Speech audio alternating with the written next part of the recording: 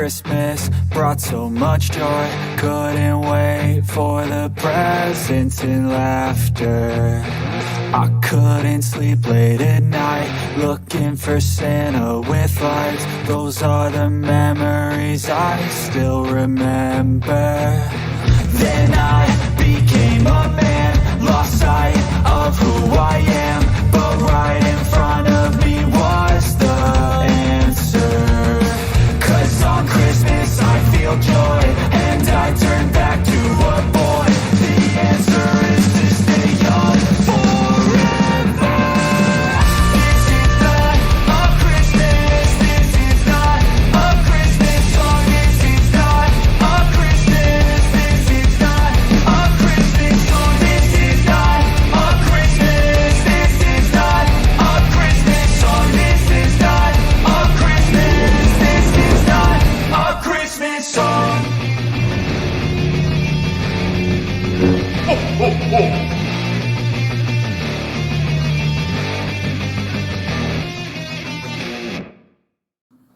Hello, Star Wars fans. You know, there's just 34 days until Christmas, 2005. And I have a poll for you. I'm going to put up a chat question for you. You know, 34 days left. Is your Christmas shopping done? Have you started it yet? Midway. Maybe you don't start until, let me put here, midway.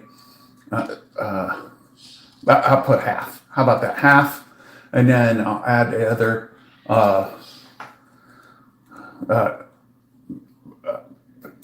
not yet. Okay, there we go. There's the poll. Where are you on your Christmas shopping? Have you started yet? You know, I've already had 2 appearances as Santa Claus this season. 2. And tomorrow I have another one. And Sunday there's another one. And after that, I've got one coming Wednesday. And after Thanksgiving, then forget about it. No, we're all the time doing Christmas visits. After that, Santa Claus will be out and about and doing all the things. All the things. So I'll say hello. Hello there, Nick Holden. Oh, thanks for being here. We appreciate it. Hello. Happy Friday to you. I Hadja. Hello, my friend. Good to see you here as well. Always great to see you here. Yes. Hello. Yes. And I saw Mumbo Jumbo. Hey, I haven't seen you on our Wednesday chats in a few weeks. So hopefully we'll see you again soon, my friend. Thank you so much. John Cena Peacemaker Season 2. Merry Christmas time. Hey, I watched Peacemaker Season 2.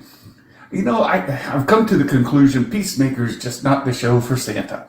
It's just not. I'm more of a Superman guy. But good to have you here.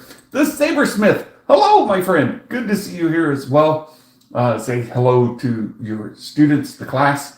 Tomoko, good to see you as well. Good to see you. Thank you. Thanks so much. And there's Dale Skywalker. Hello. Good to see you, Dale. Skywalker's Academy. You may know him as Skywalker's Academy. The beard is looking extra fluffy and jolly. Thank you so much. You know, I've got an appearance on a Friday coming up. And when that happens, then the beard's going to be in full Santa mode. We'll have the mustache all. Yeah, it'll look great. You know, and if I do this, I've found like the glasses make the difference. Yeah, it looks like it looks, you know, white and all that. But you put the glasses on, and all of a sudden, he looks a lot more like Santa. So there's that. We'll put them on in a little bit here. It sounding like he's using the wrong mic input. You know what? Let me test that. I appreciate that, Matt Risman. Let me check my mic input here. Let's see. What if I change it?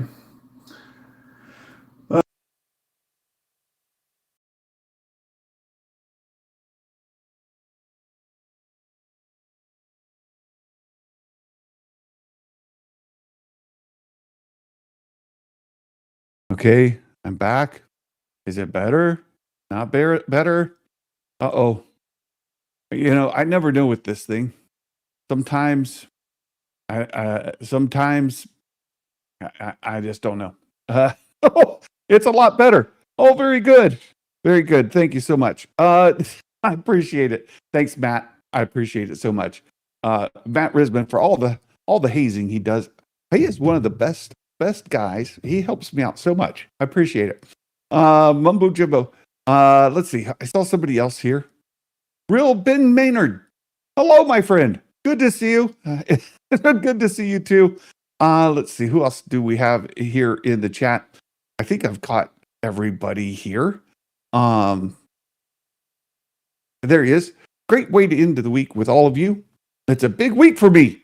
Mom's side of the family, Thanksgiving. The girlfriend's meeting them for the first time. Uh-oh. The whole girlfriend's meeting for the first time. I hope it goes well. I'm sure it will. I'm sure it will. Okay. There we go. I think I've said hello to everybody here. I think we've made it through. Thank you so much for being here, you guys.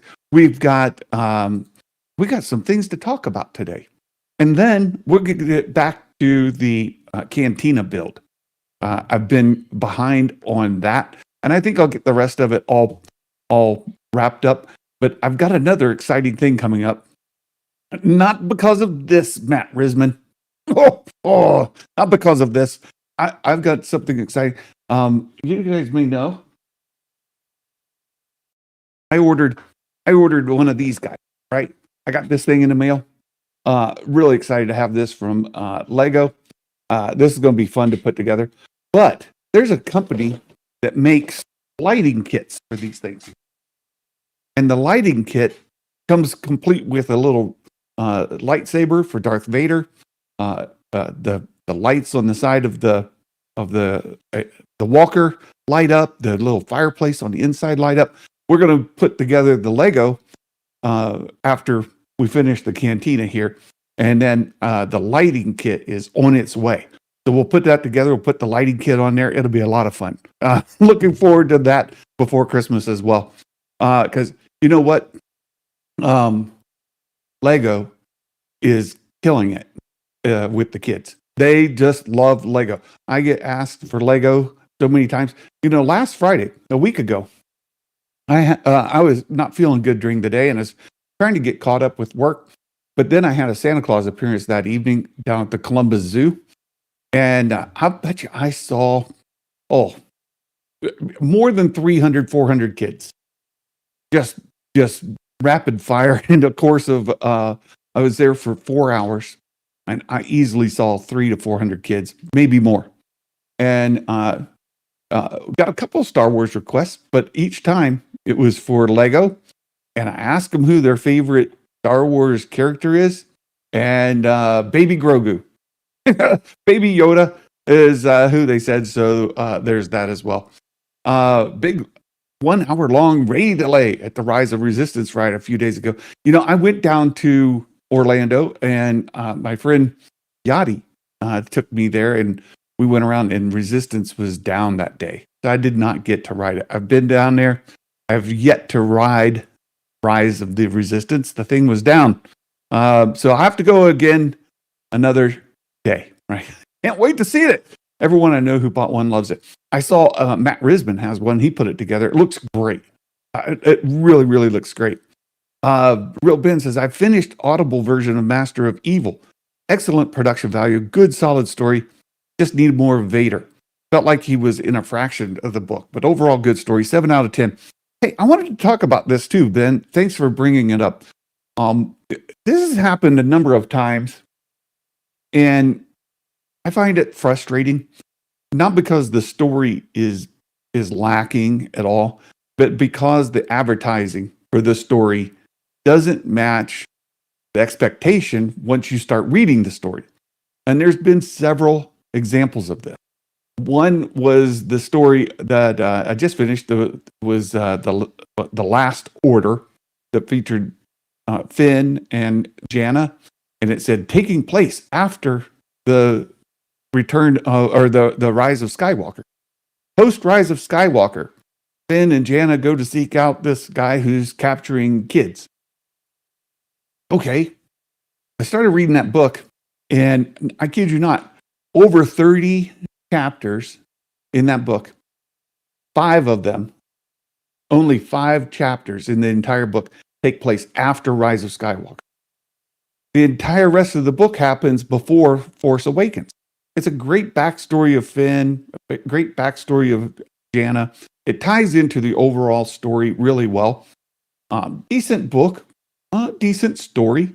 Nothing major, but it was fun. And then we get this book, right? This book here we get with Master of Evil, and it's from the viewpoint of a different dude. I saw Star Wars Meg's review of it, and I had just started it. To be honest, I'm only about 25% through the book, and it features Vader for sure.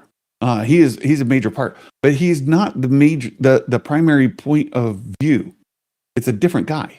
There's a different guy. The book is from that guy's point of view.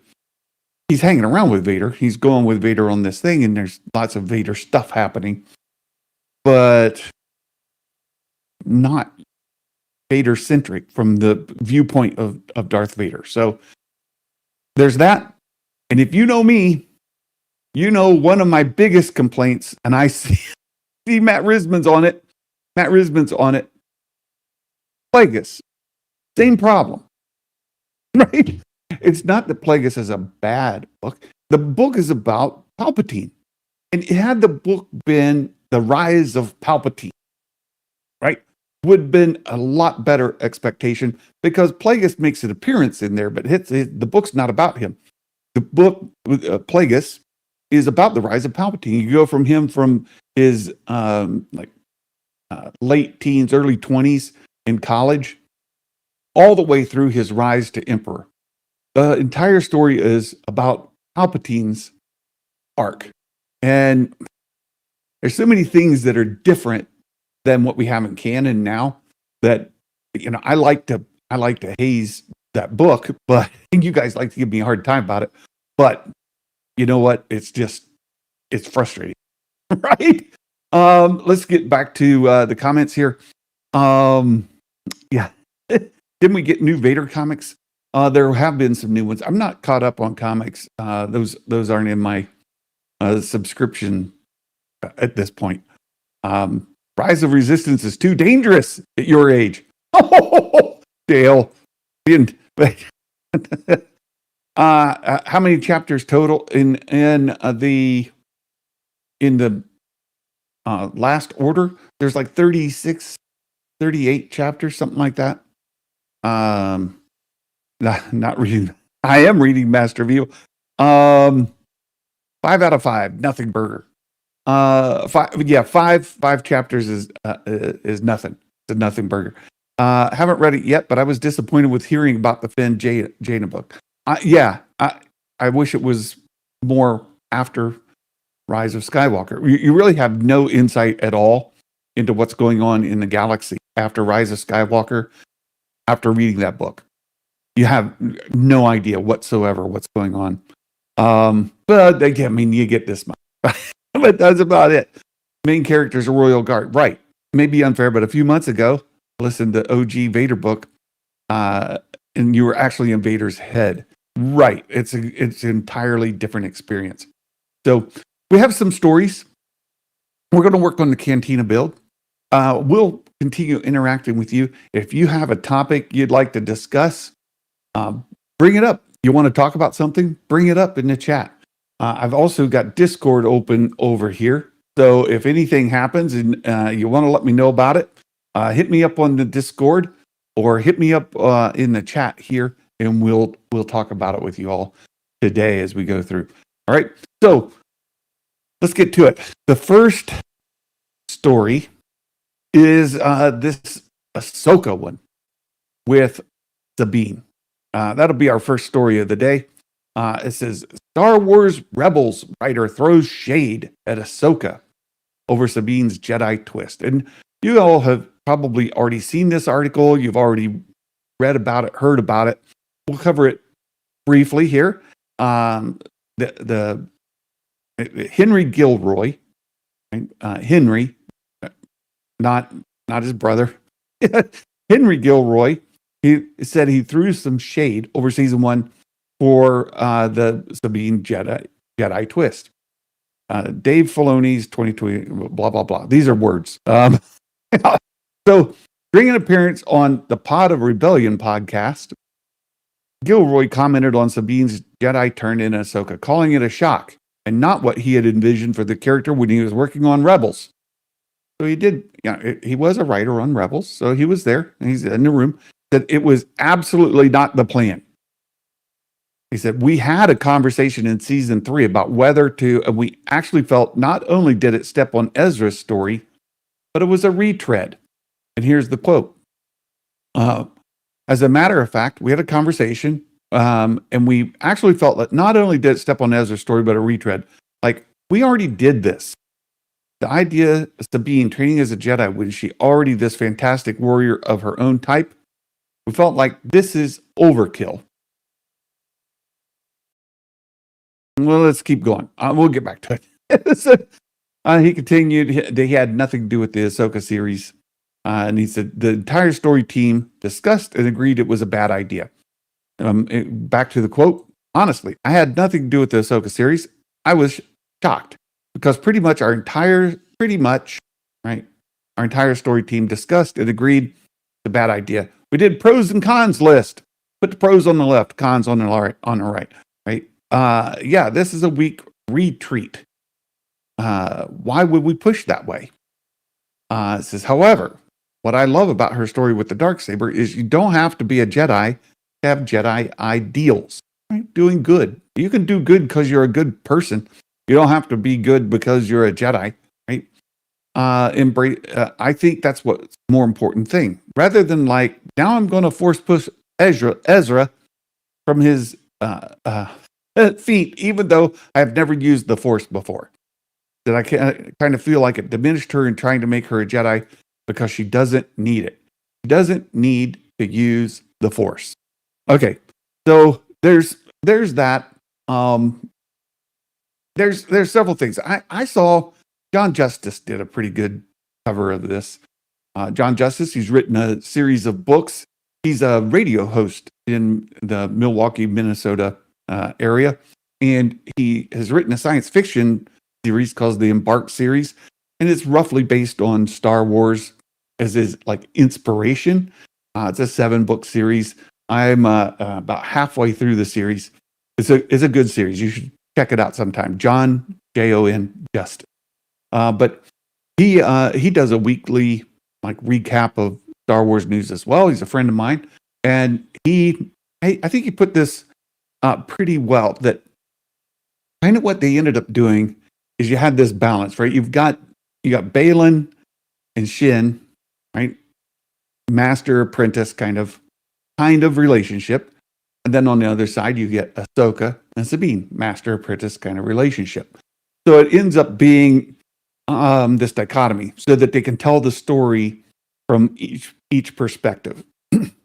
Is it needed in Sabine's story arc? Maybe or maybe not. Depends on, mileage varies based on your own opinions. However, is it bad? Well, again, it kind of just depends on what you think. I didn't have a problem with it, and I didn't think it's fair to say that she's never used the Force before. They established that she has been trained, or she did train with Ahsoka for some time before. I mean, we've had a long period of time between Rebels and Ahsoka season 1. There's a long gap in there, and for a period of that time, she trained with Ahsoka. A number of years. Was she adept with using the Force? No. Right? Has she shown that she was proficient in any way whatsoever? No. And she goes from that and barely just wiggling the cup on the table, with all her concentration to, helping push Ezra that big gap. And does it feel earned? Does it feel like it was something that she should have been able to do at her stage of training? So you got two pieces, right? One, should she have even gone that direction? Well, we've had precedent before of Mandalorian being Jedi, right? The Prime Mandalorian, for example, right? That's already happened before. Is it a retread to have Sabine do that? I don't think so. It's fair enough. You just tell the story, right? Secondly, if you accept the first part, does it feel earned? Does it feel like she earned the power that she displayed? And I think you end up with a situation in the middle of a high adrenaline, life on the line kind of thing, and you tap into energy that you normally wouldn't have. It happens. Did they push it maybe too far? I think so. But am I mad? No, I'm not mad. Like, wasn't exactly earned, but I get they established these story points, so it didn't come out of left field. It's just, could have dealt with maybe a little different implementation, right? So that's fine. It's fine. Let me see what your comments here are. Let's see. Yeah, the media has covered this. A huge debate with my students. I mean, big opinions. Yeah. Could have done without the Sabine Jedi storyline, but I'm fine with it. Oh, well. Yeah, there you go. Jimbo. For me, never once did I think Sabine was force sensitive in Rebels. Not once. I mean, it's Dave's story, but never say, or I never saw Blue in Rebels. I generally agree with you, Saber Smith. There's the only way you could even say that at all is when Sabine was training with oh shoot, what's his name? The Jedi Master Ezra's it'll come to me. When she was training, he was teaching her these with the darksaber. He was teaching her, the forms and moving, and there's maybe a hint there that he, as a Jedi, was teaching her, and so maybe there was some of that. Kanan Jarrus, right? So when she was training with Kanan, maybe you could say he was kind of touching into this, and that she was touching into the Force by the time she picked up the darksaber to the time where she was kicking his butt, right? Which is only a couple minutes. Go back and watch that arc, and when she starts, he's coaching her, training her, and she's failing miserably, and he kind of gets her worked up, and she gets real emotional about it, and she exerts this power all of a sudden. That training sequence, you could maybe say there was a clue, right? Am I stretching it? Sure. Yeah, I'll give you that. I'll stretch it. Santa, you're stretching it. I know.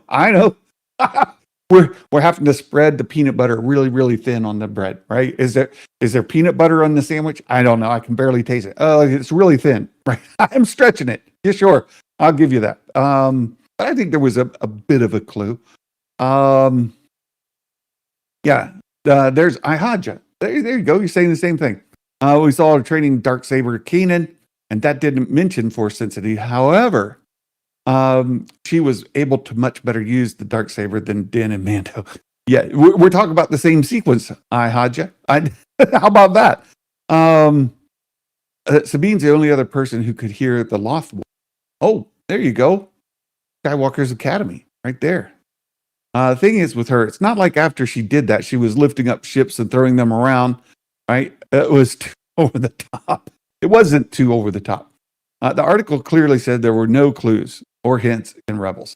I'm not mad either, but it wasn't a smart move. I think it could have been done better. I agree. Right? I really hope Sabine can finally move that cup in season 2. Well, she's got to get mad enough first, right? They've got to really poke the bear.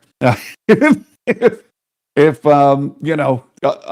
move the cup, or we're going to drop the kitty on the floor. I don't know. If we saw the 13 years with Ahsoka, it might feel earned. Yeah, there's a big piece missing there. Maybe Sabine is the original The Force Awakens, the dark saber and light. She could hear the Loth, right? Yeah. Kanan. Okay. Sabine did wield the dark saber really well in the end. I actually rewatched the episode recently just to review it. Moments of potential for sure. You know, Haja, we were talking about this Wednesday on our supporters meeting. That sequence with Sabine and Kanan is very similar in many ways to the Starkiller base scene with Rey and Kylo. Right, Rey is completely inept, getting thrashed. Just as Sabine was completely inept, right, and Kanan was clearly superior in skill. And then something flipped. And in both of them, that something is when they got mad, and they were being trained. You know, Kylo says, "You need a teacher. I'll be the teacher. Here, let's have a lesson." And so there's some similarity. Not the same, but it's similar. And then when that flips, then the student overpowers the master. The same sort of sequence in both of those setups. She was only able to use it once in the finale after this decade of off-screen training, a season of on-screen training. Yang even points it out, right? She's terrible. Yeah, he says she might be the most inept he's ever seen in the thousands of years that he's been seeing, students. She's the worst of all of them ever, forever, all. Yeah.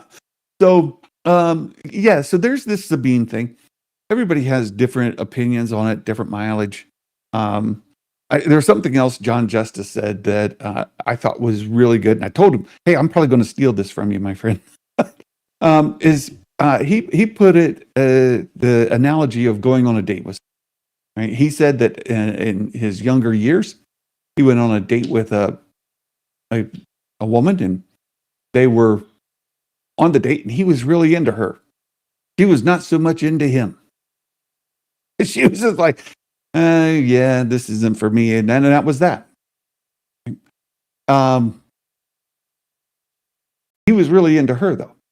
So I think as Star Wars fans, sometimes, if you put it in that dating analogy, we watch a show and we're really into them. Sometimes we're not. Right? And that's okay. Not to say that John was a bad guy or that this lady was a bad person. They were both on different trajectories at different points in their lives and looking for different things. And I think that happens to us as Star Wars fans. Sometimes we're looking for different things. My friend Meg is here. Hello, Star Wars Meg. Oh, good to see you. Sometimes we're looking for different things.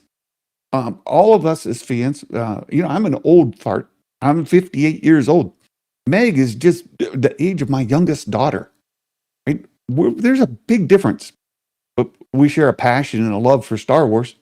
And we come to Star Wars at different places, similar places in our lives, but different places. She came to it from the prequel era. I came to it from the original trilogy era. There are things that I look for in stories that touch me more and have more of a personal connection to me. And Meg has different things that connect to her and have a different personal connection to her. Doesn't mean that we're bad people because we don't agree with each other on these things. I absolutely love and adore Meg. She's fantastic. We just don't agree, right? So, I think that analogy works. Sometimes when we're dating Star Wars, we're just not into it that much. Other times we come to it and say, "Oh, this is the one for me. I think I could spend some time with this one," right? And that's fine. That's fine. Yeah, here we go. We're all fans. Absolutely. Saw your video today, Meg. We're going to talk a little bit about Leslie Headland here in a little bit as well. A Sabersmith. I had one student bring up what Yoda said about the Force, and that's what started the big debate. I love that you have these debates. It's fantastic. Fantastic. Okay. anything else about Sabine before we get to the next story? There's another big story this week, and it came out from Empire Magazine. And in here we have, let me do this again. The Mandalorian and Grogu. Look, we get some information in this story. Not a whole lot, right? At the end of the day, this is like a one pager. There's not a whole lot of content here, but we get a couple of quotes that maybe give us some perspective, and I'll just add a little bit of perspective of my own. And again, if you guys have questions or topics, let me know. I'll try to answer them to the best of my ability.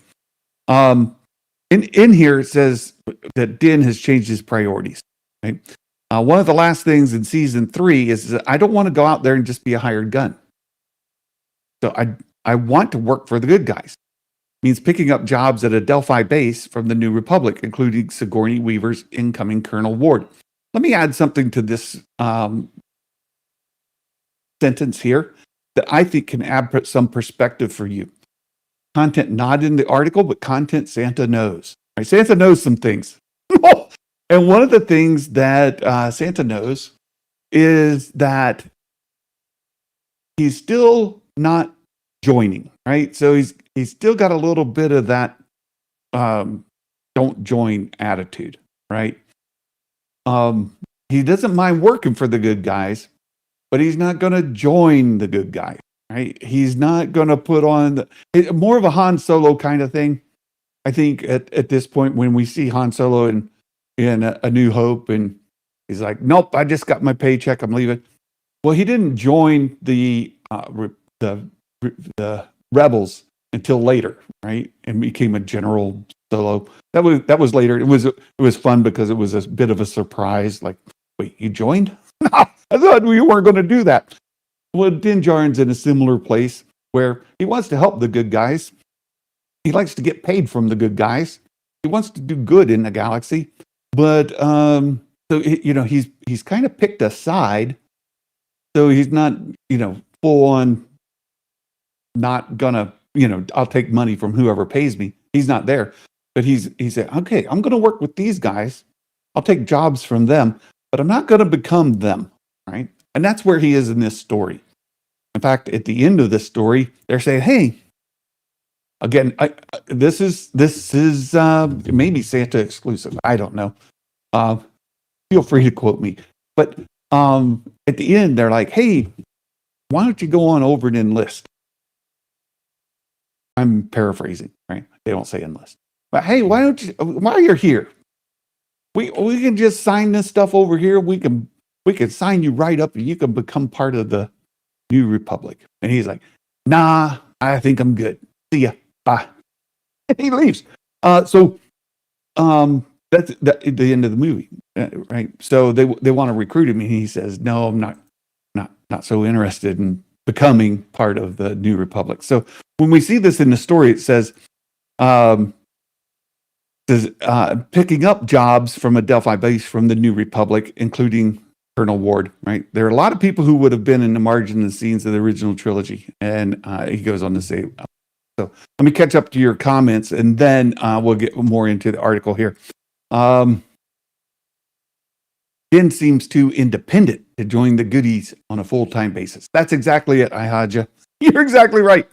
I really miss moral, ambiguous, hired gun Din in his battered Wild West armor. You gotta love the East Western Din Djarin. Mandalorian, season 1, episode 1, when he comes into the saloon, bam, opens the door, that whole scene, that is such a hook. What a fantastic way to start a new series with new characters. You establish immediately who this guy is, and he's just fantastic. I love that character too. But he's kind of grown since then, so he's changed a little bit. Yeah. So let's keep going in the article. Let me bring it back up here on my screen. Among them, Zeb Aurelius, the hulking Lasat from Rebels, right? Big blue guy. with a gruff Jason Statham-esque Cockney growl. He gets fully unleashed on the big screen. We've seen him in that small little trailer, right? In the teaser. You see Zeb in there hopping around and cracking heads, right? He does a good job. Let's get on through here. I will just skip some of this. You guys have read this before. You've seen it covered. Meg's here. Meg covered it. Yeah, she did a great job. So you can catch more there. Mike, from A Guy Who Loves Star Wars, he covered it. He got it really into. Of course, you got to love Mike, because Mike every 2 minutes he thinks, "Oh, Din Djarin, he's dead. They're going to kill him. He's dead. I'm telling you, he's going to die." Now, I promise you, Mike, he's not. He's not. I promise all of you. Din Djarin, no, not in this movie. He's not. He's going to be around for a while longer. So anyway, it goes on. The canvas is bigger in many ways. The intent is to develop our heroes' bond more intimately. This really is a story with Din and Grogu. Din Djarin and Grogu. I don't know. Should we call him Djarin? Right? There's Din Grogu. When they anointed him part of the tribe there, they said, "You shall be known as Din Grogu." Does that make, if we call him Grogu, do we call the other guy Djarin? We have Djarin and Grogu. It feels weird to me. But anyhow, it says it's about apprenticeship. It's about one generation teaching the next. There's more growth that happens over the course of the film. Question for you. Do you think with the apprenticeship, we're going to see Grogu take on the must wear a helmet rule? Right? You cannot take it off. Remember, Djarin said that from the time that he took on his foundling status, he's never taken off the helmet in public. Forever. Never. Ever. And he does, and then he has to go bathe in the waters, the mythosaur, all that kind of fun stuff happens. Do you think Grogu is going to take on that same mantle? Got to wear the helmet? Or do you think it's more likely that at some point, Djarin is going to look at like Sabine and Bo-Katan and like Boba Fett, and they like, why do we always wear our helmets around? It's kind of inconvenient. And you think maybe he'll just start not wearing it so much? I mean, he did go through the whole, baptism to get redeemed so that he could, be brought back into the tribe. But might he be more relaxed on the rule and be like, I don't think we need to do this anymore. I got my kiddo around here. We're just going to travel around. It's easier to talk to him if I don't have this helmet on. I don't know. I can't answer that. I think it's possible. So anyway, it says the question is, will Mando and Grogu grow beyond Disney Plus for good? We're planning on doing a 4th season. We were, John says. I had actually written all of it. I still have season 4 sitting on my desk. Right here. Right here. It's right there. It says, when the film came about, plans pivoted. The big screen demanding a different approach. It's structured around a movie structure as opposed to serialized weekly television show. And he goes on to say, so, look, from what I know, this is not taking season 4 and squishing it into a movie. This is taking what would have been one story arc in a season and scaling it up to a movie. It's not taking one of the story arcs from season 4, which is interesting. I didn't necessarily know that. But it's taking one of those story arcs and making it a story arc like that and making it into a full-blown movie. And the movie is really focused on Din and Grogu, their relationship. It's fun. He otherwise in other places in the story, he says, you don't need to know who Boba Fett or Bo-Katan or Thrawn. You don't need to know any of that stuff for this movie. And that's true. This movie has nothing to do with them. Nothing at all to do with them. The movie is self-contained. From what I understand, it's just a fun adventure.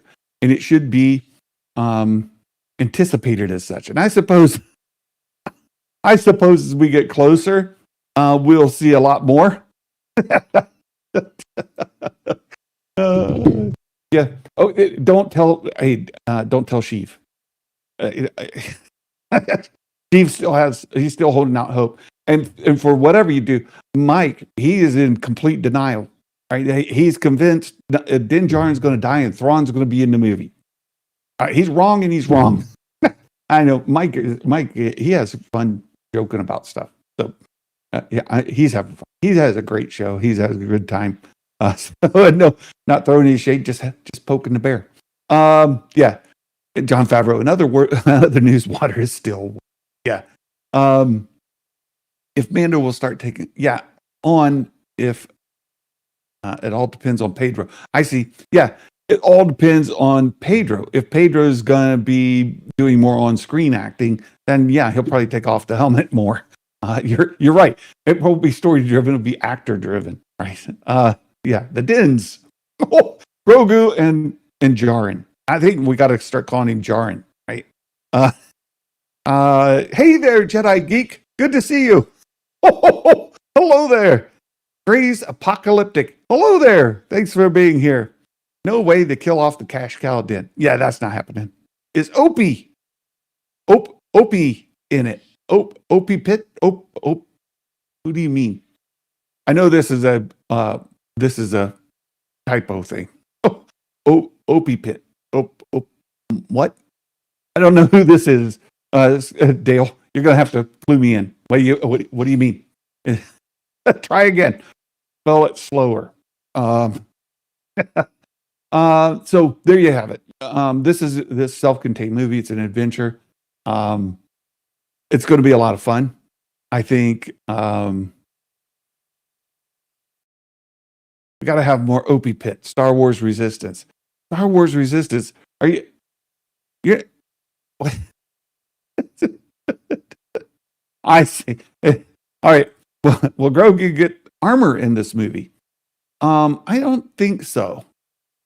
Look, the scope of the movie is getting Rod of the Hutt. You've seen some of it in the trailer where they go about. There's the attack on Navarro. I think in the trailer where you see like Grogu dive into the water, I think that's when their homestead's being destroyed and he's jumping in to avoid the blast and all of that. And then we see him riding around with the little Anzellans in the buggy. He's running, through the underground and all that. I think all that's happening in Navarro is they're hiding from the people who are, attacking Navarro. I think that's what that whole sequence is. I don't know, but I that's my guess. Do you think we'll get Maul animated trailer soon? No. I think the ship has sailed on that for 2025. I don't think we'll get a full animated. There was the trailer that was released at Celebration when it was announced.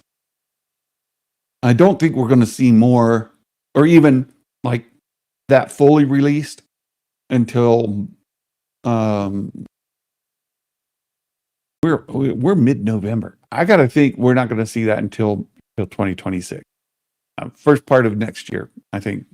So look, the movie is Din and Grogu has as in this article it said it's got a good bit of our Lasat friend, right? And then you're going to have the search for Rada and Imbo, all of the stuff we heard before. Imbo is also trying to get Rada. Din's trying to get Rada. They're trying to save him, and Zeb is there for the adventure. That's the bulk of it. There's details. There's more that I know, but I'll wait and let some of our scoopers cover that. Right? What are the odds we hear Jeremy Allen White's Rada voice in a trailer before the release? I say 0. Oh no! I think it's greater than 80% chance that before May of 2026 we will hear Rada's voice. We almost hear a little bit of it when in that fight scene, and he's like, "Rah!" right? So I think we may get some, you know, before then. We'll see. All right, we have another story, and this is the one that Meg covered today. This is the big one for, I think, the day, maybe for the weekend. And let me share my screen again. Leslie Headland. She did an interview, and she talked about the Acolyte. And this is, again, from The Wrap. And in this, we'll read, this is way down in the article. You can see, maybe see the scroll bar right above my head, right over here. The scroll bar. We're down maybe about halfway into this article before we get to the real meat of it. It says, and the interviewer says there was a lot of unfair vitriol. Now, this is the interview's opinion. Unfair vitriol. Some people think it was absolutely earned vitriol. I don't know. You know, I didn't think the Acolyte was as bad as a lot of people do, but I have my complaints. Overall, though, I'm glad we have it, and I would say I enjoyed it more than I disliked it, but it certainly has its issues. I've said this before, I'll say it again. My least favorite live action Star Wars Disney Plus series. All right. Doesn't mean I hated it, but it's my least favorite. Let me put this where I can watch some of the chat here.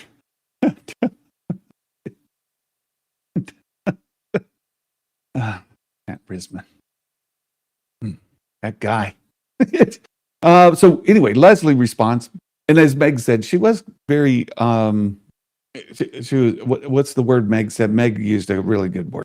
She's one of those smart words. Diplomatic, right? She's very diplomatic. Jedi Geek, I see your question. I'll get right to it. But let's get into Leslie's response. It says, really, the whole thing with the Acolyte was always a major risk. It was a new part of the timeline. What she's alluding to here is that maybe Star Wars fans aren't ready for stuff that's not in the known timeline. I disagree with her. Right? I think people were excited about seeing this part of the timeline where they're not in what we've seen over and over again. I think most of the complaints were not related to timeline. That's how she's couching it, but I disagree with her there. Because it's all new characters. I will say new characters and new timeline make it a little more difficult, but I think she could have done it. That with the characters she had and the stories she wanted to tell, I just think she executed the story poorly. Okay, I was trying to avoid using that word, but I think the execution of it has some issues. But who am I? I'm some knucklehead sitting in a basement talking on YouTube. What's that matter? Anyhow, it says it was part of the lore where you couldn't use stormtroopers. You didn't have the reference of the politics and the war that Tony Gilroy was brilliantly exploited in such a genius way in Andor. But all of that iconography, right? So she's saying, the familiarity of stormtroopers and the Empire. Well, she had Jedi and lightsabers, Force. She had Wookiees, and she had plenty of iconography. I'm saying the word wrong. Iconography, iconic. I'll just say iconic visuals. She had plenty. I don't think she used them quite so well. Our references were High Republic novels and the Publish Initiative and the prequels, specifically with the lightsabers. Yeah. I also think any gripes creatively with the show are completely valid. And this is where the diplomatic part is, right? Everybody, and I said this before, we all have different kind of places we come into Star Wars from. And I just and I think Meg kind of touched on it today. She's a fan. Leslie Headland is a Star Wars fan. She's been a Star Wars fan. She's a bit of a sweaty fan. Right? She got into the games. She got into the EU stuff. She knows her Star Wars. It just, the telling of this story, I don't think came off all that great, right? Again, I think in the execution of how she told the story, she made some mistakes and somebody should have helped her more. It's usually their reaction to their own reaction. But like I said, the show was always a risk. It's the old adage of first one through the wall is the bloodiest. Well, she's thinking because she did it first, she got, she had a bigger hill to climb. Again, I disagree. It's coming back to your question about the company. It was just very much, let's shoot for the sky. Let's go for it. And they certainly spent the money to do that, right? Because I have no regrets. And I'm absolutely obsessed with Star Wars. I still am. She always has been. I've never questioned Leslie's fandom. I think she had a really good idea. And overall, the story could have been told better. And I love my show. And a lot of people, look, I've seen, there are people who think that The Acolyte is their favorite of all the Star Wars. Fair. If that's how you feel, that's how you feel. I'm not here to throw stones. I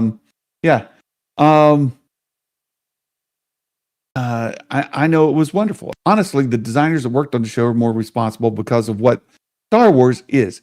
Creating a world that's honestly harder than creating a narrative and the dialogue and the characters. The stuff I've done. More hiring the right people, and all those people were brilliant. So there she's given credit to her crew, right? So they asked, what was the experience seeing the show not get attacked, but weaponized by certain parts of the media? And she says, I have thoughts about this, and I don't want to go on a tangent, so I'll stick to the personal rather than the professional. I was not online. That was at the time. She was before, and she's been since. However, I am a Star Wars fan, which means I always have been since the launch of YouTube, part of the Star Wars recap, criticism, lionization, fandom community. These guys I've known for years and years. My question, and I know Meg said she checked her subscribers and her patrons, is Leslie using her own name? Or is she going under an alias? Like, we know Dale Skywalker, right? Dale goes by Skywalker's Academy. Star Wars Santa, right? My name is Brian Miller, but I go by Star Wars Santa. So, is she on some of these boards as, maybe she's iHodja. I kid. I don't know. Right? It says, so when I get the information from others about what the weather report was, a real concern from friends of mine or coworkers to sadden me. So, people she knows, she trusts, were telling her things that kind of made her not feel great about what was happening. I was also like, I know who these guys are. And she knows who the players are, the people who were doing a criticism. And so she already has her opinion whether she credits them or not, right? The Mike Zeros of them all, right? So she knows who Mike Zero is, I'm sure, right? Does she know who Star Wars Santa is? No chance. There's zero chance. But anyhow, you don't have to tell me who's talking about it or how bad it is online. I know exactly who they are. I supported them on Patreon. There are some of them I respect, and there are some of them that I think are snake oil salesmen, just opportunists. I'll give you an example. I thought Thor Skywalker was the very first guy I ever supported on Patreon. I really valued Thor giving an honest take without being venomous. Right? Thor has his criticism. He says what he feels. He's quite authentic in his opinions, and he's really grounded in his Star Wars knowledge. The guy is really smart. But I disagree with him so much, so much. Right? It doesn't mean that I think he's a snake oil salesman or an opportunist. Absolutely not. And I supported him. He was the very first one I ever supported. So there's that, right? I've kind of changed my support these days, but I still listen to Thor Skywalker, right? I think it's great to get opinions and insight from people who have opinions and insight different than your own. So there's no problem with that. Then, of course, there are the fascists and the racists, right? That's true. They're out there. So it runs the gamut. Just isn't one thing or the other. So I think that if you're in part of the fandom, you understand the genre and tone of particular channels and creators. Yeah, that's true. when you say fandom menace, you get an idea who those folks are and what they stand for. And I'm not saying they're all bad either. Right? They have different things that they look for in Star Wars than maybe I look for. Right. So in some ways, I wasn't surprised. In other ways, I was disappointed. I think you always do that when you create something. It's just Star Wars is on a massive level of visibility. Yeah, Jimbo, I see your comment, right? Stay away from negative folks on YouTube. I do too, generally. Right? I listen to Thor Skywalker. Sometimes I don't. I see it in the thumbnail. I'm like, I'm not listening to that. I'm not doing it. Not today. But TRB, I love TRB. And I disagree with them a lot too. But I like their channel. They're generally positive in the way they handle it.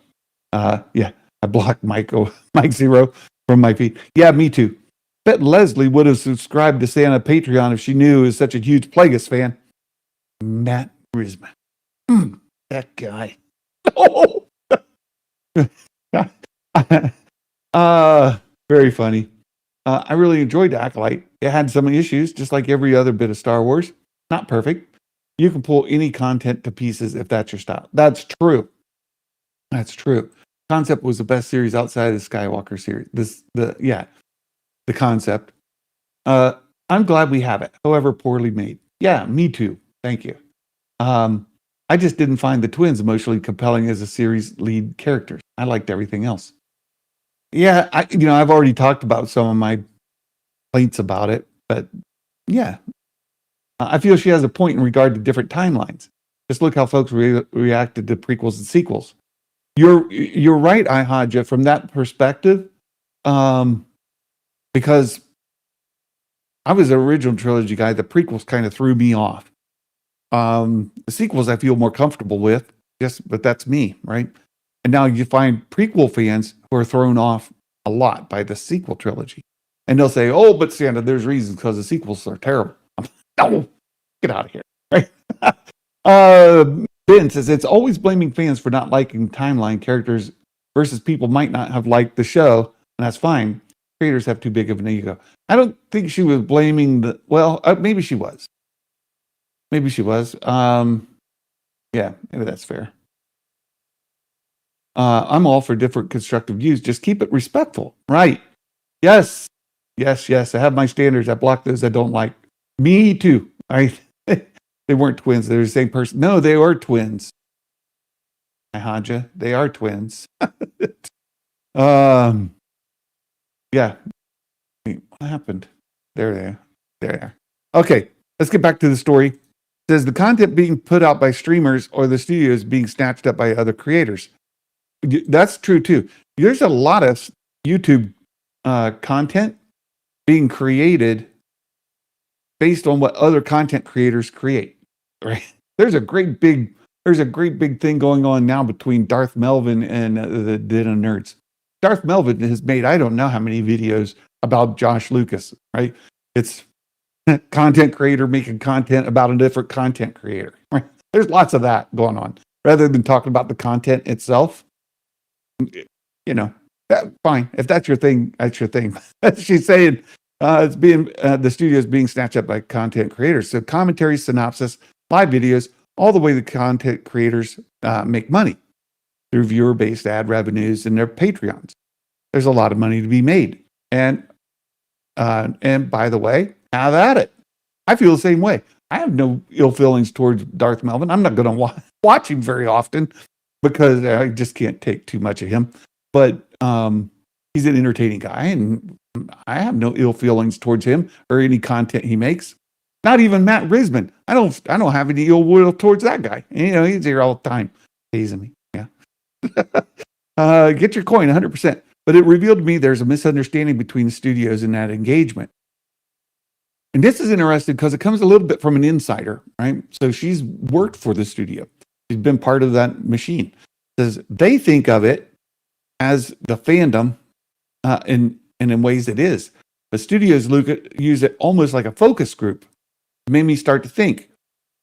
Rather than the fans are toxic, right? So she wasn't thinking the fans are toxic or this thing's being mean to me. She stopped thinking those things, right? She's not thinking the fans are toxic. She's not thinking these people are being mean to me. She started thinking more that content being made about Star Wars will ultimately be more culturally impactful than actual Star Wars. That's interesting. Is the narrative about Star Wars more culturally impactful than the content of Star Wars itself? I don't know. I don't know. I don't like that idea. And I push back on that, right? I believe we're headed into that space. The IPs will continue to make money, but I don't know how much money they'll affect the next generation as much as the content being created around those events, IP films and television shows. So that's a proper business model rather than a bunch of mean people. So she's thinking of it as, look, these people are working a business model. They're not necessarily mean. They're trying to make a living. Go for it. Make your living, right? Which also means she thinks that maybe they're not being necessarily authentic. They're just trying to, make sales. I don't know. I think people realize that somebody that really has supported a lot of these channels financially with my eyeballs, some of that stuff is probably the only content younger generation is seeing. She might be right about some of that, right? She said, was the cancellation shocking to you? And didn't explain it. That it was kind of shocking and also not, right? I think I was surprised at the swiftness of it and the publicness of it. I was surprised how it was handled.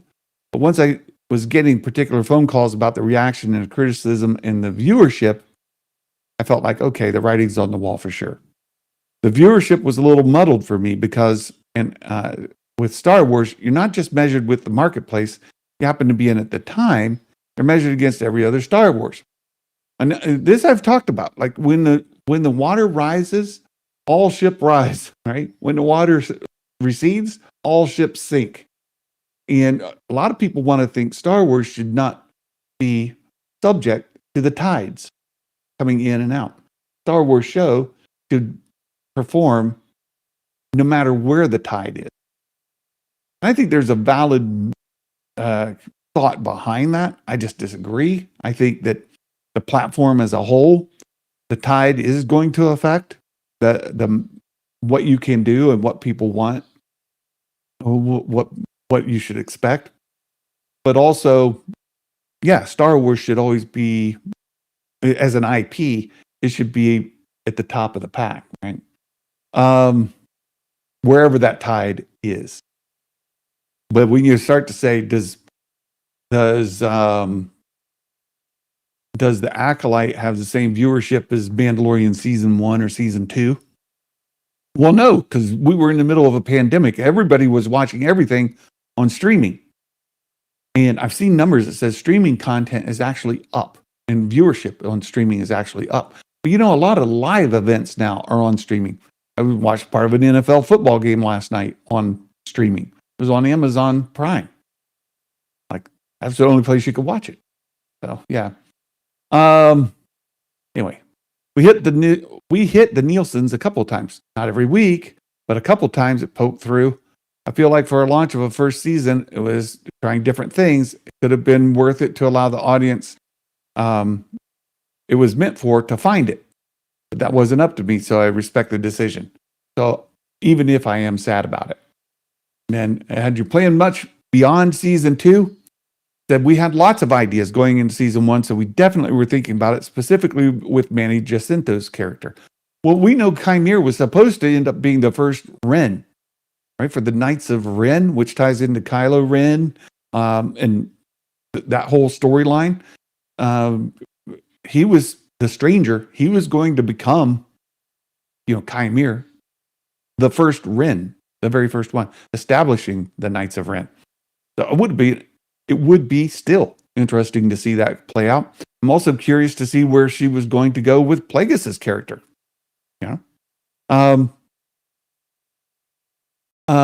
We always knew Ling Jung-jae was going to be the emotional anchor watching the deterioration of that father figure. So we already thought ahead and thought about what type of relationship we want to look to the second season, all that from a thematic and character standpoint. But in terms of actual narrative, there were only a couple signposts we knew we wanted to hit. So then they get back into this other thing, right, that she's working on. So there's that. My thoughts on this story. Yeah, I think Leslie's biggest issue was the execution of what she was trying to do. I see what she wanted to do. I understand what she wanted to do. I just think when it comes down to the execution, she missed. Negative can be fun. Oh, EBN are pretty negative on the franchise, but their negativity is fun to watch. Like watching Nick, 0 out of 10. I agree. Oh, Nick. In fact, I was joking with Matt Risman about Nick just earlier in the week. We were having fun. I think Nick's funny from that standpoint. 0 out of 10 for Star Wars. 0 out of 10. As another show, still 0 out of 10. And actually like Coach a lot. And that he has to put up with Nick and Matt. God bless him.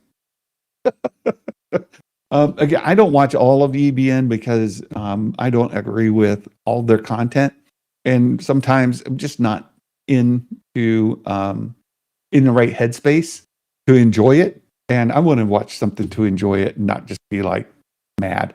And I like those guys, and I shouldn't be mad when I watch them. I should just enjoy their content. And so sometimes I just can't, because this guy. No. The issue is Headland and folks involved did not help themselves leading up to the series with how they talk. Yeah, you're not wrong about that, Ben. Some of these folks need coached a lot more on how to do press interviews, what to say, what not to say. Much like coaches in sports and players in sports, do not give the other team bulletin board material, stuff that's going to get them worked up, things that are going to give them inspiration, defeat you, right? There are people out there, and Leslie even talks about it. There are people out there that are not necessarily, on your side. Don't give them the material to use to try to defeat, right? They should be coached on that. On the flip side, lead up to Skeleton Crew was buttoned up. We didn't hear the talking. Yes. Yeah, you're right. Even AI believes the perspectives on the authors and creators' words. What they should focus on is the intent of Dave Filoni and Jon Favreau, because they won't tell the actors the trajectory. Yeah. It's because everything's so politicized. Twitter random called me sexist and homophobic because all I did was tweet the first episode was 7.3. Like, what? People are too political. You're not wrong. The things that I have been called, and I've been very open with you guys, saying that I'm a lifelong Republican. I helped found the college Republicans at Ohio State University in Marion, Ohio. I've been politically active with the Republican Party of Ohio and the GOP, for the national GOP. I've done a lot of that.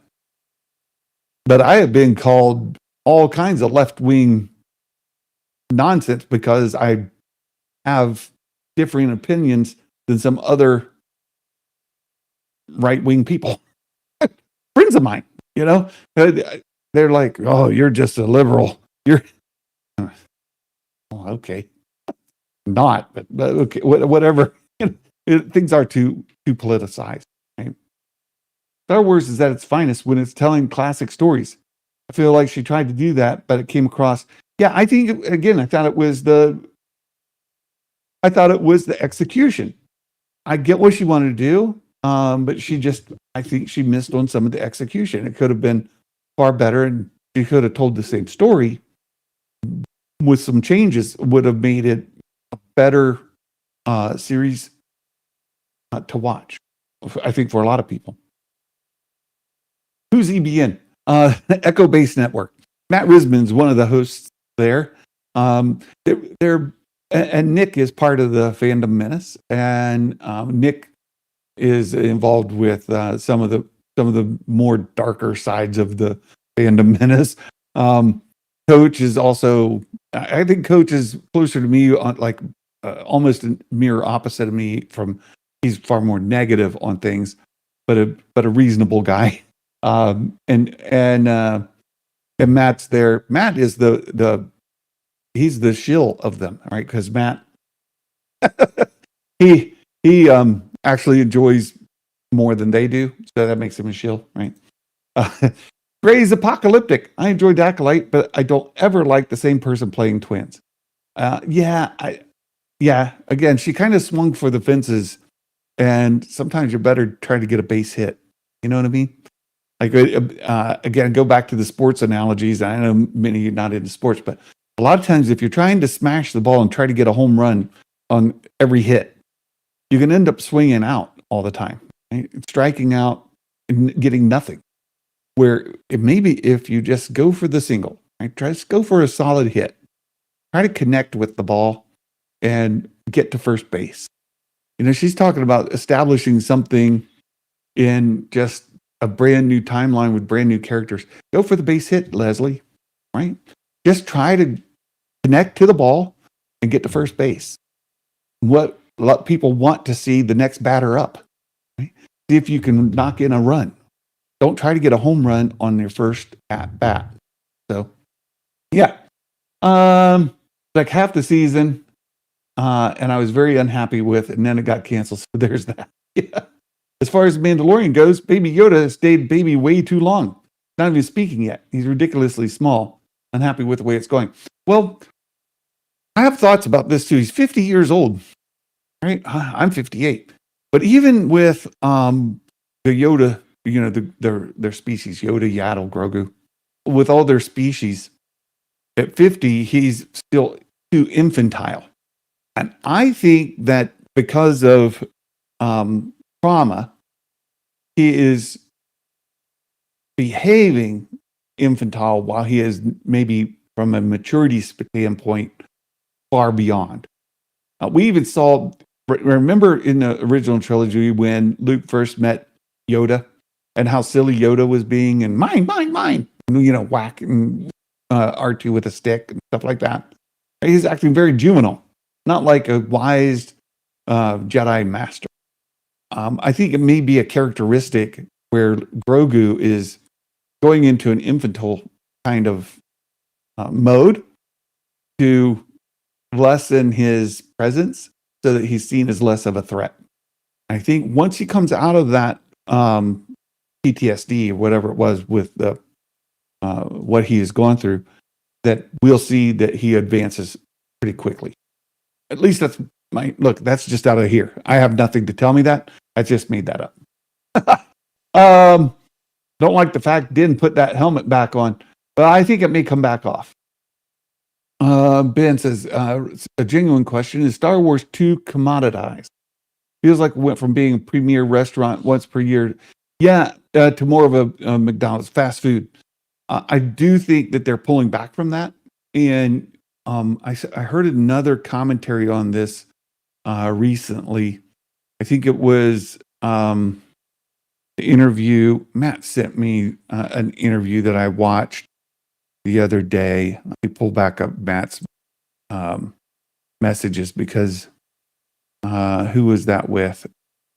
Gary Whitta. I think it was the interview with Gary Whitta that said that Marvel and Star Wars kind of got too much. It became too common. Became too pedestrian, right? Too fast food. It used to be like sitting down at a nice restaurant to get a well-cooked meal, and then it became too much of that, right? So yeah, I think that's true, and I think they're pulling back from it, which is a good thing. It's a good thing. It was good during the pandemic to have that content. It helped, I think, the world. But at this point, get off that.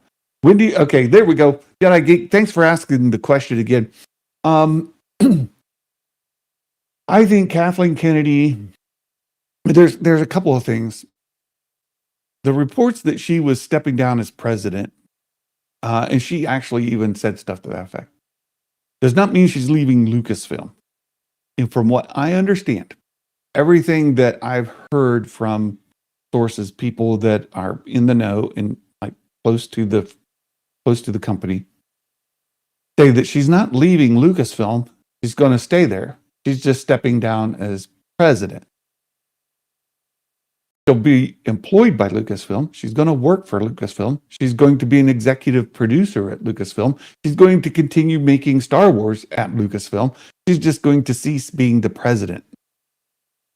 And who do I think is going to replace her as president? I think it's going to be more of a corporate head. Don't think it's going to be a content creator. I don't think it's going to be a Jon Favreau or a Dave Filoni type person. I think it's going to be a business person, somebody that runs numbers and books and, reports profit margins and stuff like that. You know what I mean?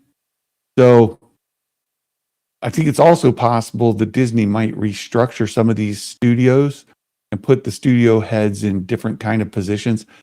Big corporations restructure all the time.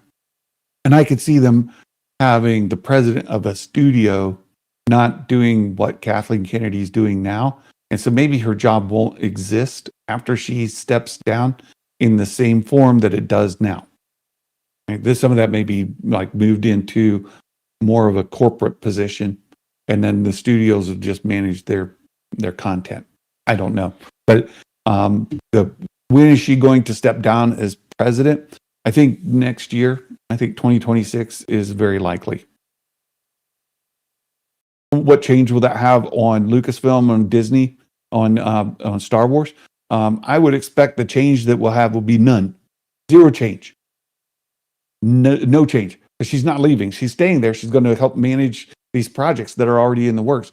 She's going to help, executive produce all of them. She's not going anywhere. She just won't have that title. So when she steps down, I would not expect a single thing to change. Maybe some minor things here or there, but from the 50,000 foot level, you won't see anything. IO, HIO. Good to thank you for that. Cheers. Sometimes a Hail Mary ends in a pick six. That's true too. Yeah. Just because you're not a far right Republican doesn't make you any less Republican. Right? It's the far right Republicans that give bad name and not following the Republican Party. Without getting too political, I generally agree. I am a pretty dyed-in-the-wool Reagan Republican. Ronald Reagan Republican. I was a big Rush Limbaugh fan. That's pretty much where I exist in that space. I've never voted for Trump, and I never voted for any of his opponents. Right? I've never voted for a Democrat at any level in government ever. There's that. Matt Tween, hello. Good to see you, my friend. Thanks for being here. I'm in the middle. Let's see. Flip side of the acolyte is Skeleton Crew. Yes. You and your football analogies, I don't understand. Yeah. The sports ball stuff. Quit talking sports ball, kid. I don't follow. The online streaming boom commoditized quite a few IPs. Yes. Dealing with pandemic, but times have changed and still do. Audience are fussy. Yeah, I'm really curious where we're going to be in cinema 10 years from now. Movies, theaters, theatrical releases have changed. There's a big difference in expectations. Like, I didn't ever go see Fantastic Four at the theater. I waited for it to come out on streaming. I enjoyed it. I thought it was a good movie. I just didn't take the time to go to the theater to watch it. I said, it'll come out on streaming. I'll watch it then. Yeah, it's a good movie. The trauma response makes more sense to me. Good. Oh, let's hope it goes that way. We'll see. I'll prefer Star Wars do what DC has done. Peter Safran on the business side and James Gunn over creative. We might see something like that. Maybe Carrie Beck and Dave. Maybe. Polonius D for Lucasfilm president. Oh, just kidding. It won't be him. True. Regarding Grogu's speech, he knows language as he communicated his name to Ahsoka, and the trauma response is a great theory. Yeah, thank you. That's what I think is going on. All right. Hey, that was fun. That was a lot of fun.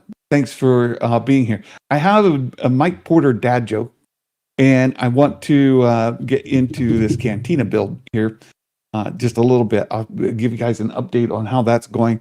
But before I go to the Cantina build, we'll do the dad joke, and then we'll get into your comments and moving this forward. So let me get in here, find the dad joke. Now I changed the question a little bit from Mike's question. Same punchline though, right? So here's Santa's version of the Mike Porter dad joke question, right? What did the bounty hunter say after a long and tiring day of chasing a former Jedi? A long day, tired. Maybe you're, got some aching joints. You needed some refreshment. What would he say? What would the bounty hunter say after a long, tiring day of chasing a former Jedi? He'd say, "I have to Ahsoka my fet." Oh, that's the Mike Porter dad joke. Make sure you're following Mike Porter on all the platforms. He's a great guy. I appreciate it. Let's see. Random thought, not to get super political. When did things change from we're supposed to keep who we vote for to ourselves to use it to fight people online? It's exhausting. I know. I only share it because I want to give perspective into somebody of my political leanings with the beliefs that I have. Also been very clear that I'm a bit of a conservative Christian as well. To help you understand that my beliefs and my politics don't force me into a certain viewpoint on my entertainment. Right? There's things I like because I like, things I dislike because I dislike. It informs maybe my position on things, but I like Star Wars for Star Wars. You know what I mean? So there you go. I'm excited to see the Cantina progress because it's gone a while. Yeah, I've got some things to show you. Haven't seen Vision season 3 yet. Should I watch? And started Andor, but was boring. Well, where I would say is I enjoyed Vision season 3. I think it's far better than season 2. So if you liked season 1 of Visions, I would say start with that. Watch Visions season 3, and then let's see, and then Andor. The last half of the season, I would say skip the first half and only watch the second half. But if you're more of a completionist, just let it play. Know that it gets better at the end. The last 2 episodes, especially. Really, really good. Let's see. May the force be with you. Thanks, you Jedi Mike. Good to see you. Haven't seen you in a while, my friend. Thanks for being here. I am the Bindu. Yes, Santa has the force of the Republic. I agree with you on that. I lean more conservative Christian as well. If you say that online, people go crazy. Yeah. They also think that you hate the sequels. If you're a conservative Christian, Republican, then you hate the sequels. And I don't. I love the sequels. So that's part of me sharing, who I am. Finished Vision season 3 last week, finale episode. Yikes. Yeah, don't watch the last one. Yeah, episode 9 of Visions 3. Don't waste your time. It's not good. No. Nick, I'm pretty left-wing liberal. So is Meg, and so is Baymax, and so is we've got lots of. I don't know how many people want me to tell. In fact, probably more than half of my audience are left-wing kind of folks, right? Certainly has stopped from enjoying content. Thank you so much. I appreciate that, Nick. All right, some updates. Let me show you this.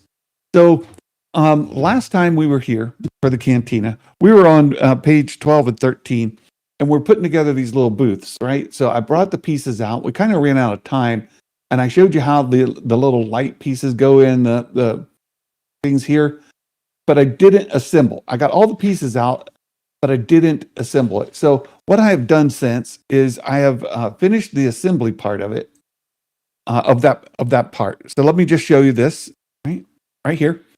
So here's here's each of those put together. This each of the booths. You see that we don't have any tables, no chairs in there. We're still missing parts, and we've got to do yet the entrance. We haven't done the entryway. So today's step. Let me just put this back here again. Today's step is putting together the entryway right here. So let me show this part again. You can see. All right. So we've got the cantina. Let me pull this back so you can see. Here's the bar, right? Looks fantastic. The amount of detail they put in here is just wonderful, right? Looks so good. The weathering on it, I'm very happy with it overall, right? Looks really good. Not happy with this join right here because it's not good, but the rest of it looks great. And then you can see I've got these booths put together. Right there's the, come back that way. So this part out here is what we're going to do next. All right, we're going to do the part that goes out here on the end. So let me set this back here again. All right. So let me hide that. Cantina looks ace. Brilliant shot and angle. Thank you. If you watch Andor like a movie, it's way better. Awesome camera. Thank you. Thank you. I appreciate that. Yeah, that look, my Samsung Galaxy does a great job. The camera on that's amazing. All right, so we got to get these pieces out. It's all in box 5. So I've got box 5 here, and we'll pull these pieces out. We'll put this together, and then the last step, and we're not going to do this today, but the last step is like putting all the furniture in. Right? They've got all this diagram about putting booths here and there and everywhere. I've got the booths and all that ready to go, but I think if we just get the entryway put together, we'll be doing pretty well. All right, so let me pull this out.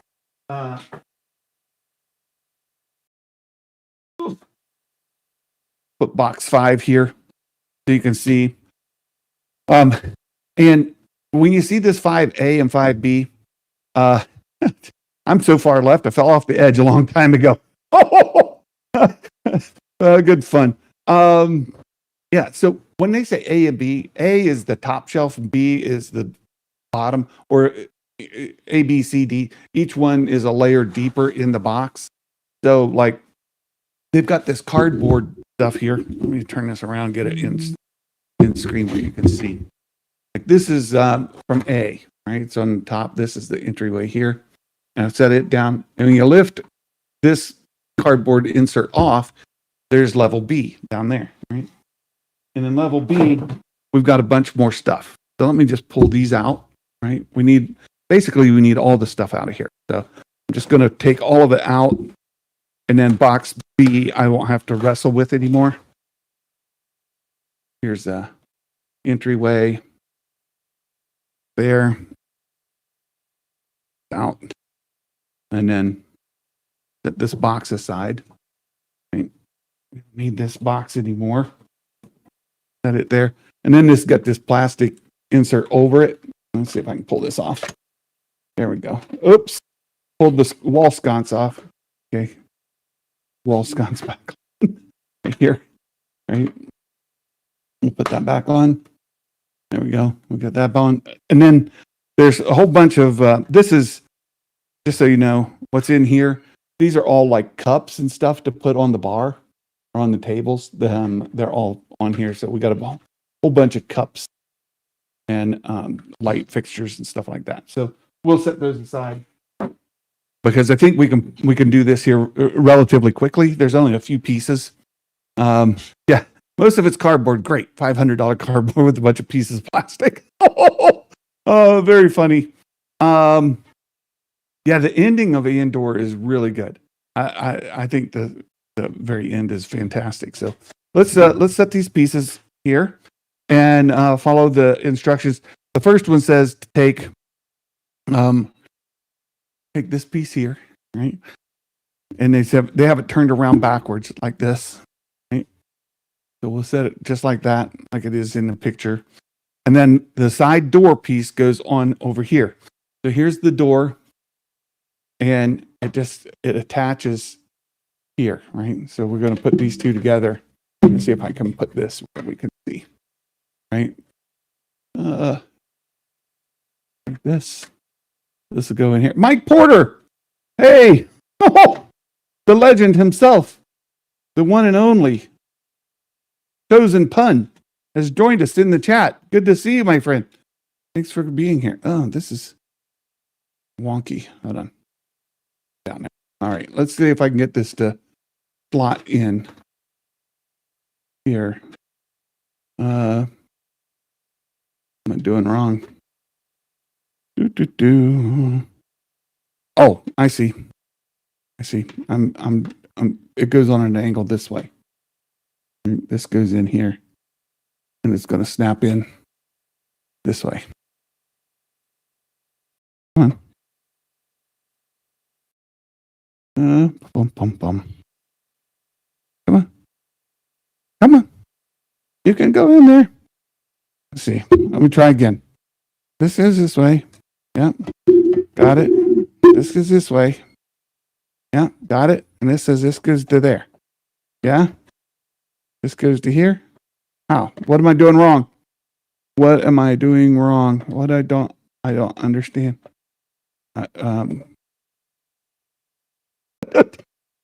Oh, maybe it goes. No, it doesn't go on the inside. I think I'm missing something. Let me revisit this in a minute. I think I'm missing something. So we'll put this here. What we got? Let's take this round piece here. This part's easy. I know I can do this one. So we got the big deck here, and we need to just put the archway on it, right? So this just goes right on the front, like that. There we go. Archway goes right on the front. Boom. That's it. Patches right on. You see, this is where the wall segment over there is going to fit. I'll show you this in just a minute. We'll attach it. So this goes there. Easy peasy. And then I do not understand. Okay, this doorway. Right, this doorway lines up with these steps. Right, and it's just going to sit there like that. It doesn't really attach. It just sits inside the steps. Right. So these two fit together like that. We'll set it over there. But I'm still don't understand how this one fits together with that one. And maybe I'm trying to force it too much. But let me set this over here. We'll put it together in just a second. Let me see what's going on here. This says, let me show you guys the picture. Right. Picture shows the doorway piece, and then this here slots into there. Am I missing something? Maybe I'm missing something. Hold on. Let me open the box. Where is it? What did I miss? Oh. Nope. Nope. I don't understand. I am stuck because see this. What is this? This piece here? I don't remember seeing this one right here. There's this piece right here. I don't remember seeing this. Maybe that's my problem. Right? I've got the other part. Oh, maybe it's in that plastic that I set aside.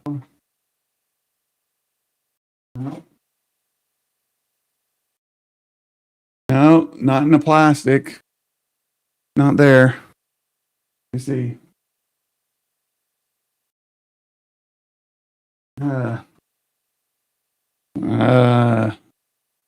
So that was on B. Okay, this is A. Okay, here's B. This was B. And it's saying it was part of B. Like right in here. Santa's confused. Let me see. Hold on. No. All right. I don't know what that piece is. Maybe that's my major issue. I see. Hold on, where this wall fits against the round piece. They do show this like diagonal piece. Is it already on there? Where the wall? Okay, so we got these round rings here. Oh yeah, it's already on. Okay, I'm looking for a piece that already exists. It shows.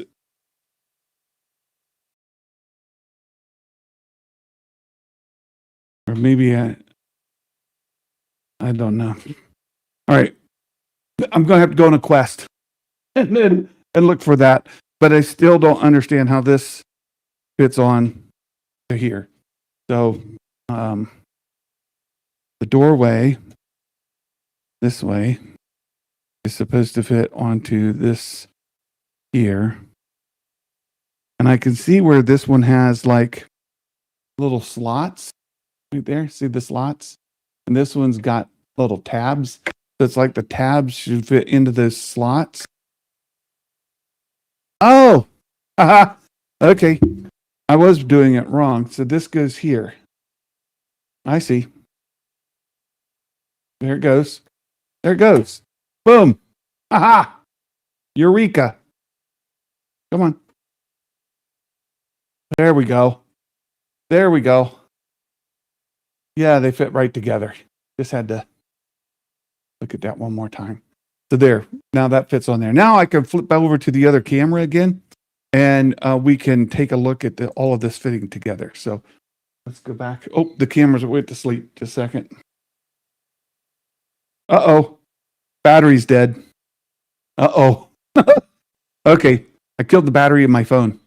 So I'll put this together. I'll show you guys after the fact. You'll get to see how it goes. But let's see. Yes, a round of applause for Mike Porter's dad joke. Yes, thank you, Mike Porter. Yeah, let's see. It's like another fun build. Yeah, yay! I got it put together. Oh, so I'll just set this over here. You know what? Let me see here.